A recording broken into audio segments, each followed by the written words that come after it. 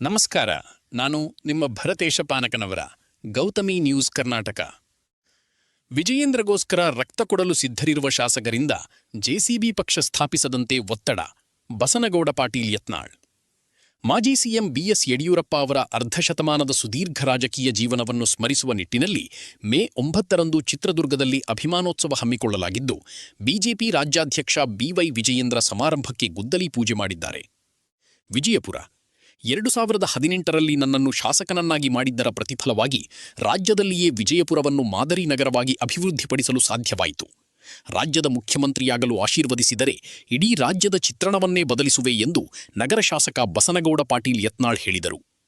ವಿಜಯಪುರದಲ್ಲಿ ಮಾತನಾಡಿದ ಅವರು, ಧೂಳಾಪುರವಾಗಿದ್ದ ವಿಜಯಪುರ ನಗರದಲ್ಲಿ ಸುಸಜ್ಜಿತ ಎಲಸಿ 10 ಅಭಿವೃದ್ಧಿ ಕಾರ್ಯಗಳನ್ನು ಮಾಡಿದ್ದರಿಂದ ವಿಜಯಪುರ ಅತ್ಯಂತ ಶುದ್ಧ ಗಾಳಿ ಬೀಸುವ ಮತ್ತು ಮಾದರಿ ನಗರವಾಗಿ ರೂಪುಗೊಳ್ಳಲು ಸಾಧ್ಯವಾಗಿದೆ ಎಂದರು. ಮಾಜಿ ಸಿಎಂ ಬಿಎಸ್ ಯಡಿಯೂರಪ್ಪ ಅವರ ಅರ್ಧಶತಮಾನದ ಸುದೀರ್ಘ ರಾಜಕೀಯ ಜೀವನವನ್ನು ಸ್ಮರಿಸುವ ನಿಟ್ಟಿನಲ್ಲಿ ಮೇ 9ರಂದು ಚಿತ್ರದುರ್ಗದಲ್ಲಿ ಅಭಿಮಾನೋತ್ಸವ ಹಮ್ಮಿಕೊಳ್ಳಲಾಗಿದ್ದು, ಭಾನುವಾರ ಬಿಜೆಪಿ ರಾಜ್ಯಾಧ್ಯಕ್ಷ ಬಿವೈ ವಿಜಯೇಂದ್ರ ಸಮಾರಂಭಕ್ಕೆ ಗುದ್ದಲಿ ಪೂಜೆ ಮಾಡಿದ್ದಾರೆ.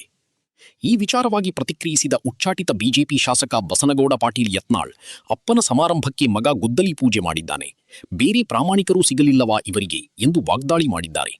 ವಿಜಯೇಂದ್ರಗೆ ಬಿಜೆಪಿ ರಾಜ್ಯಾಧ್ಯಕ್ಷರಾಗಿ ಮುಂದುವರಿಸದಿದ್ದರೆ, ಸಿಎಂ ಅಭ್ಯರ್ಥಿ ಮಾಡದಿದ್ದರೆ ಲಿಂಗಾಯತರು ಬಿಜೆಪಿ ಬಿಟ್ಟಾರೆಂದ ಸಂದೇಶ ರವಾನಿಸಲು ಯಡಿಯೂರಪ್ಪೋತ್ಸವ ಮಾಡುತ್ತಿದ್ದಾರೆ ಎಂದು ಯತ್ನಾಳ್ ವ್ಯಂಗ್ಯವಾಡಿದ್ದಾರೆ.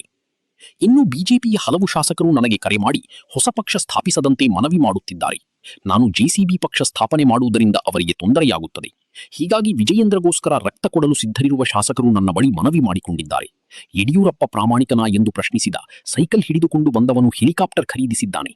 ಬಿಜೆಪಿಯನ್ನು ಕುಟುಂಬ ರಾಜಕಾರಣದಿಂದ ಮುಕ್ತಗೊಳಿಸಿದರೆ ನಾನು ಕಾಂಪ್ರಮೈಸ್ ಆಗುವ ಬಗ್ಗೆ ಯೋಚಿಸುತ್ತೇನೆ ಎಂದಿದ್ದಾರೆ. ನಿರಂತರ ಸುದ್ದಿಗಾಗಿ ನೋಡ್ತಾ ಇರಿ ಗೌತಮಿ ನ್ಯೂಸ್ ಕರ್ನಾಟಕ. ನಮ್ಮ ನಡೆ ಸತ್ಯದ ಕಡೆ.